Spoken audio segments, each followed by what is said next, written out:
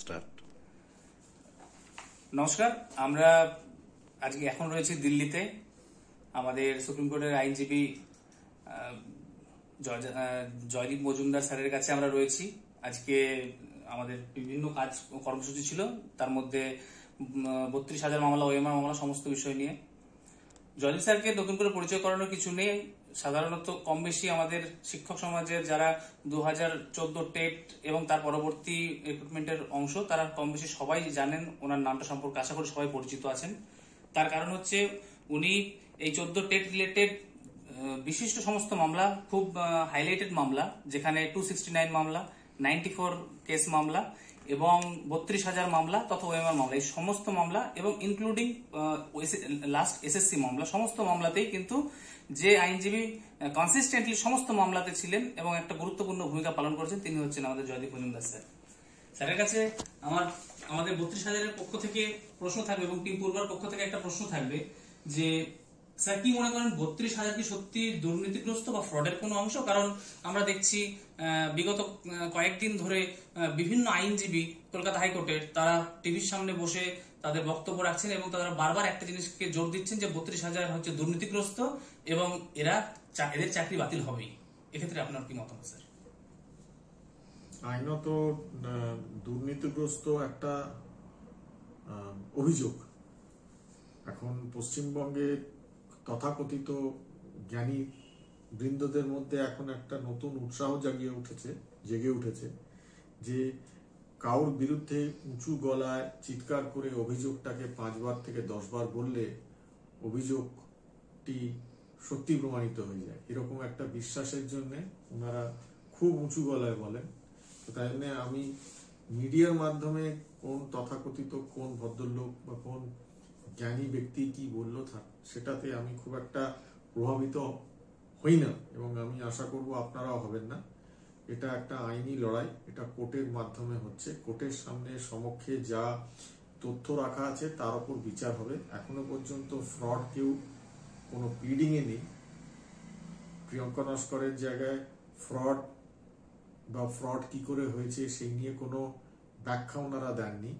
কোর্টের সম্মুখে এখনো পর্যন্ত আমার জানা কোনো সিবিআই বা ইডির তথ্য নেই যেখানে ফ্রড প্রমাণিত হচ্ছে বা এই জায়গায় প্রমাণ করা যাচ্ছে যে 32,000-এর সিংহভাগ ক্যান্ডিডেটরা কোনো ইলিগাল বা ফ্রডুলেন্ট কোনো মিথ্যাচার করে এই চাকরিটা পেয়েছে। এরকম কোনো তথ্য সামনে নেই। তাহলে মানুষ চিৎকার চেঁচামেচি করে যদি অন্যদের মনোবল ভাঙার চেষ্টা করে তো সেটা হয়তো তাদের আরো ভালো কাজের অভাবে এই জিনিসটার মধ্যে ওনারা কর্মরত হয়েছেন।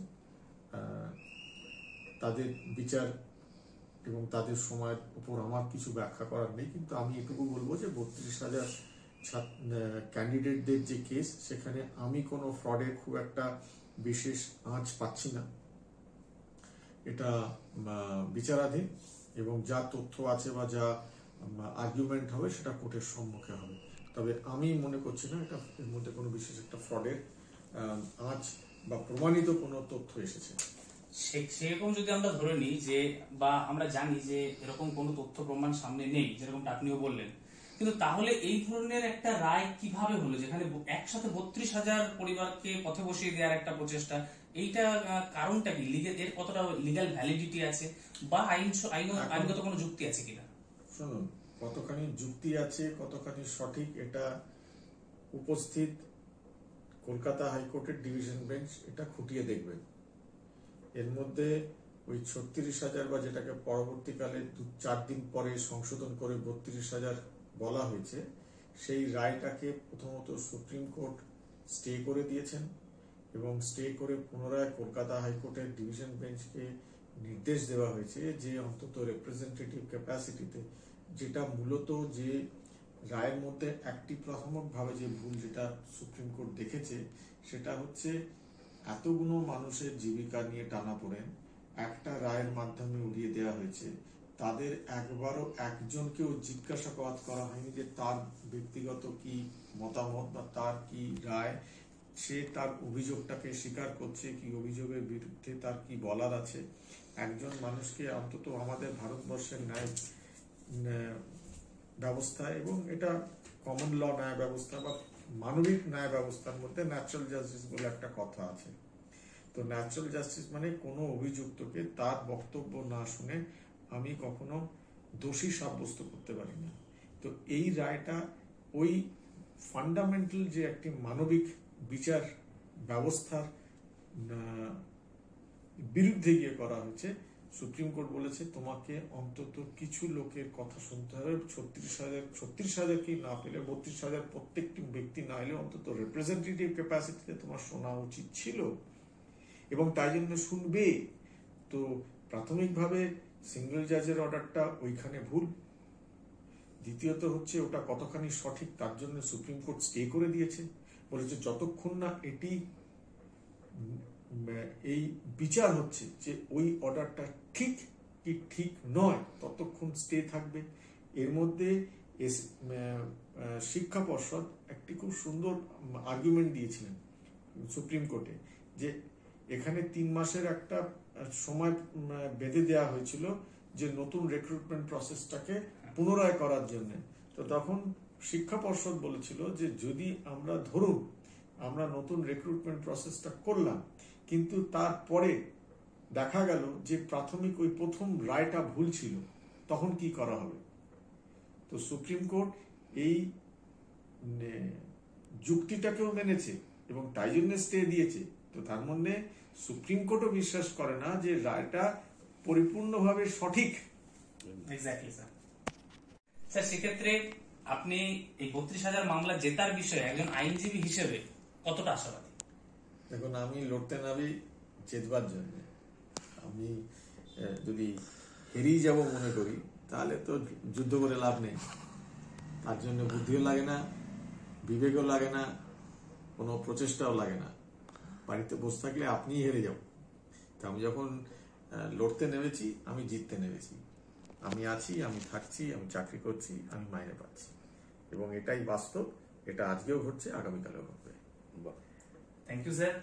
লাস্ট একটা প্রশ্ন না করলেই নয়, সেটা হচ্ছে যে রিসেন্ট কিছু টাইমে আমরা দেখতে পাচ্ছি যে কিছু লয়ার যারা এসএসসি মামলাতে যুক্ত ছিলেন, আপনি জানেন সবাই তাদের মুখগুলো মানে পরিচিত, সেটা ভালো কারণে হোক বা খারাপ কারণে হোক, তারা টিভি পর্দাতে বসে বারবার চিৎকার করে করে বলছেন এরপরে 70,000 65,000 এই সংখ্যাটাকে বারবার কোট করছেন, এরা যাবে, কারণ ওএমআর মামলা সামনে আসবে এবং ওএমআর বাতিল হবেই এবং 70,000 পরিবার পথে বসবেই। এ বিষয়ে আপনি কি বলবেন এর পরিপ্রেক্ষিতে? দেখুন, আমি তো অত বড় অভিজ্ঞ নই বা আমি অত বড় জ্ঞানী ব্যক্তিও নই, মানে আমি কোনো মানুষের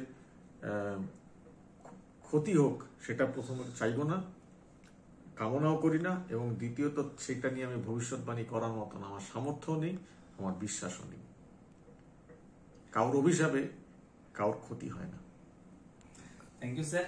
আর একটা প্রশ্ন না করলেই নয়, সেটা হচ্ছে যে এই যে আমাদের শিক্ষকদের মধ্যে একটা প্যানিক ছড়িয়ে গেছে, এই প্যানিকের আদৌ কোনো বাস্তবতা আছে কিনা সেই জিনিসটা, বা আমাদের লড়াই করার জায়গা কতটা আছে সেই জিনিসটা না, এখানে একটা খুব গুরুত্বপূর্ণ কথা, এই যে কথাগুলো বলছেন যে মিডিয়ার মাধ্যমে এই উকিলরা বলছে বা এরা বলছে যে আমরা হেরে যাব, আমাদের চাকরিটা চলে যাবে। আমাদের চাকরিটা থাকলে কার ক্ষতি হচ্ছে? কিছু লোকের হিংসার কারণ। বাঙালিরা মাত্রই কারো ভালো আমরা দেখতে পারি না, এবং এটা এখন বিশ্বব্যাপী ব্যাপার। আমি কতখানি ক্ষতিগ্রস্ত বা আমার কতখানি কষ্ট তাতে আমার বেশি দুঃখ নেই, কিন্তু পাশের ব্যক্তিটা কতখানি সুখে আছে সেটা আমার একটা ঈর্ষা এবং প্রচন্ড রকম মনের কষ্টের কারণ। গাত্রদাহ হয়ে যায় আরেকটা মানুষকে হাসতে দেখলে। তো সেই কারণে মানুষের ওই মনের ব্যথাটা নিয়ে চিৎকার করে অন্যদের কু বলেন। ঠিক আছে, খুব ভালো কথা। এবং আজকালকার যুদ্ধ, মানুষের লড়াই হাতাহাতি হয় না, আইনের মাধ্যমে হয়। এখন যদি দেখা যায় একটা জায়গায় আমাদের কোর্টের লড়াইটা অনেকখানি একটা যুদ্ধর একটা বড় নীতি হচ্ছে মানুষের মনোবলকে হারানো। মানুষ কিন্তু মানুষের সঙ্গে সংঘাত যেটা করে ওটা কিন্তু মানসিক জোরে করে। মানুষের মনোবল যদি ভেঙে দেওয়া যায় তাহলে সে যুদ্ধ অলরেডি জিতে গেছে। মিডিয়ার মাধ্যমে যারা আপনাদের ভয় দেখাচ্ছে তারা আপনাদের মনোবল ভাঙার চেষ্টা করছে। ওনাদের যদি কেস অত স্ট্রং হয় আর আপনাদের যদি লিগাল পয়েন্টগুলো অত উইক হয় তাহলে আপনাদের মনোবল ভাঙার দরকারটা কি আছে? একদম স্যার, ঠিক স্যার। সেক্ষেত্রে আমরা আশ্বস্ত হলাম যে আপনি যেভাবে আশ্বস্ত করলেন, আগেও করে এসছেন, তাতে আমরা আমরা জিতছি। হ্যাঁ স্যার, তাহলে এক্ষেত্রে আমরা বলতেই পারি যে তাহলে আমরা জিতছি। আমরা আছি, আমরা থাকবো, আমরা কাজ করছি, চাকরি করছি, মাইনে পাচ্ছি, মাইনে পাবো। Thank you sir, thank you very much.